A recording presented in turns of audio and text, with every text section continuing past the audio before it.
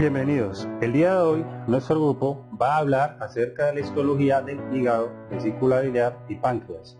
El grupo está conformado por Carla Estefanía Arango Celis, Jonier Bolaño Ramos, Juliana Díaz Hidrobo, Miguel Fernando Franco Orozco y Suani Yesley Grueso. El hígado es la masa de tejido glandular más grande del organismo y el órgano interno más voluminoso. Tiene un peso aproximado de 1.500 gramos que corresponde más o menos al 2.5% del peso corporal de un adulto. Se localiza en el cuadrante superior derecho y en parte del cuadrante superior izquierdo de la cavidad abdominal. Anatómicamente está dividido por surcos profundos en dos grandes lobulillos. Se organiza estructuralmente en estroma, el cual está compuesto por una cápsula de glixo, tabiques de tejido conectivo y vasos sanguíneos, y el parénquima, el cual está conformado por lobulillos hepáticos, lobulillos portales y acinos hepáticos. En esta placa podemos observar en una línea fucsia los estromas y en una línea amarilla el parénquima. Las células del hígado se componen mayormente por los hepatocitos, los cuales son células poligonales grandes que miden entre 20 y 30 micrómetros. Constituyen alrededor del 80% de la población celular. El núcleo de los hepatocitos es grande y esferoidal y ocupa el centro de la célula. Las células de Kupffer derivan de los monocitos, son un componente habitual del revestimiento del vaso y forman parte del revestimiento del sinusoide. Las células endoteliales son aplanadas y conforman la pared delgada del sinusoide.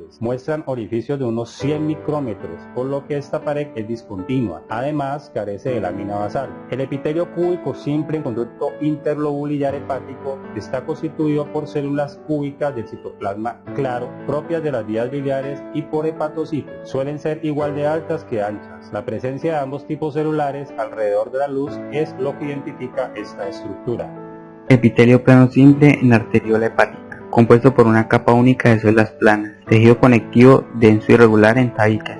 Este tejido posee una matriz extracelular con una gran cantidad de fibras de colágeno que se ordenan en forma regular, generalmente en haces paralelos. Esto refleja unas necesidades mecánicas de resistencia a estiramientos unidireccionales. Estos tabiques separan los nudillos hepáticos. Vénula portal, revestidas por endotelio. Están rodeadas por una capa fina de colágeno y fibras elásticas. Se combinan para formar venas hepáticas segmentarias y lobares de mayor tamaño que culminan en la vena cava inferior. Arteriola hepática.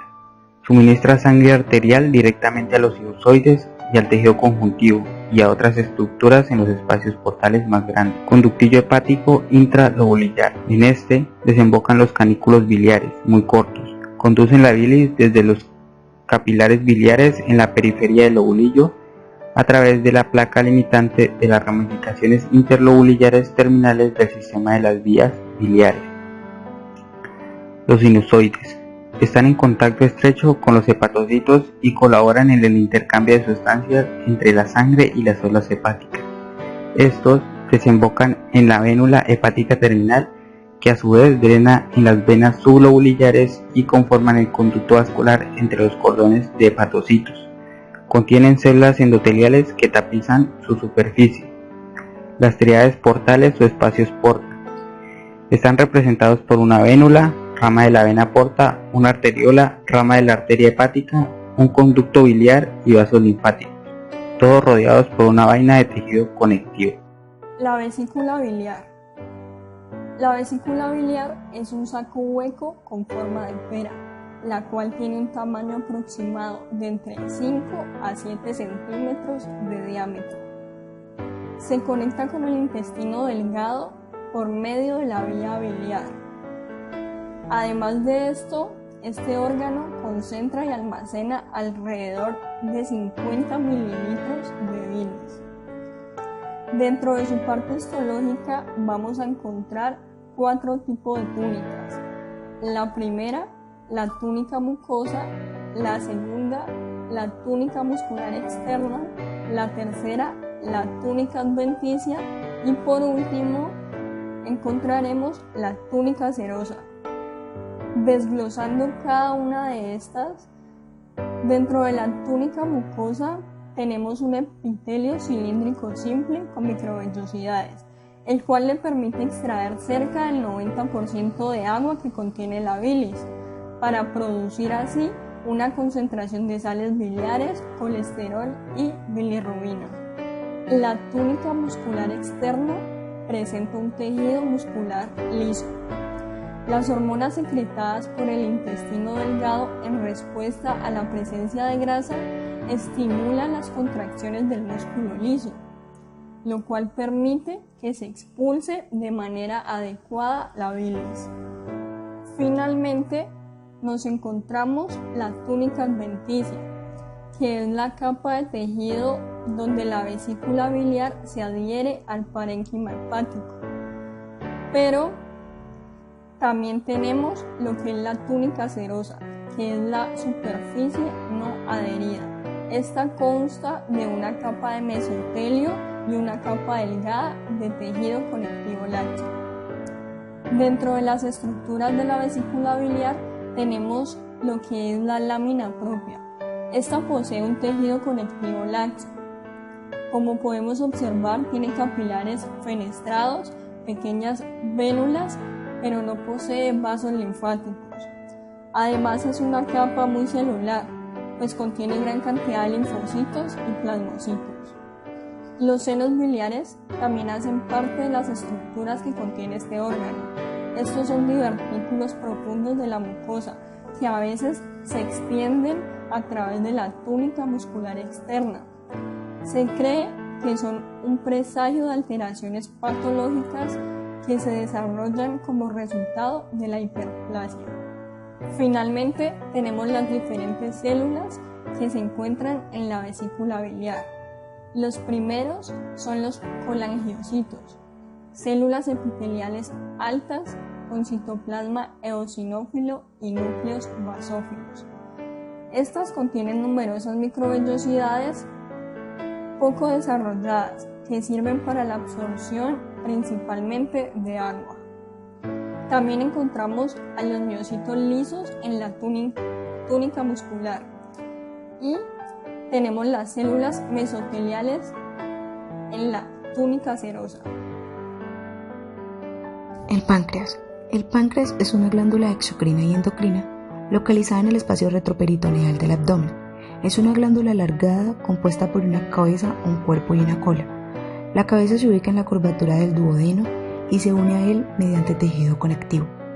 El páncreas tiene un conducto principal denominado conducto pancreático, el cual recorre toda la longitud de la glándula y desemboca en el duodeno a la altura de la ampolla hepatopancreática. Esta glándula presenta un segundo conducto pancreático denominado conducto accesorio o de Santorini. Según su función, el páncreas se divide en un páncreas exocrino y un páncreas endocrino. Su componente exocrino sintetiza y secreta enzimas digestivas hacia el duodeno. Estas enzimas son indispensables para la digestión en el intestino. Su componente endocrino sintetiza hormonas y las secreta hacia la sangre circulante.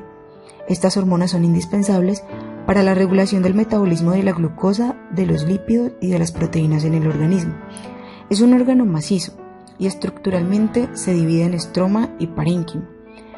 El estroma es el tejido de sostén y el parénquima es el tejido pancreático propiamente dicho, es decir, el tejido funcional. Ahora vamos a hacer una revisión del componente histológico del páncreas. El estroma, que es el tejido de sostén antes mencionado, está constituido por una cápsula, por los tabiques pancreáticos y por tejido conectivo laxo. La cápsula es una capa delgada de tejido conectivo laxo que rodea como tal la totalidad del páncreas, la cual podemos observar señalada con la flecha azul. Esta cápsula se extiende hacia el interior de la glándula, formando lo que son los tabiques pancreáticos, que están compuestos por tejido conectivo denso y regular, los cuales podemos observar en esta placa señalados con las flechas rojas y en esta otra placa señalados con la flecha amarilla. Estos tabiques dividen el páncreas en lobulillos pancreáticos mal definidos, los cuales están resaltados en esta placa en el círculo amarillo. Por último, el tejido conectivo laxo-estromal lo encontramos dentro de los lobulillos pancreáticos, rodeando las unidades parenquimáticas de la glándula, es decir, la parte funcional de esta, que serían las células, los acinos, los conductos y los islotes pancreáticos propiamente dicho. El páncreas exocrino. En el páncreas exocrino podemos encontrar una serie de estructuras y de células. La mayor porción del páncreas está compuesto por los acinos pancreáticos, los cuales están formados por células con un núcleo redondeado. Las células acinosas se caracterizan por presentar una basofilia bien definida en el citoplasma basal y gránulos de zimógeno acidófilos en el citoplasma apical. Estos gránulos son más abundantes en el páncreas de las personas que se encuentran en un estado de ayuno. Las células centroacinosas.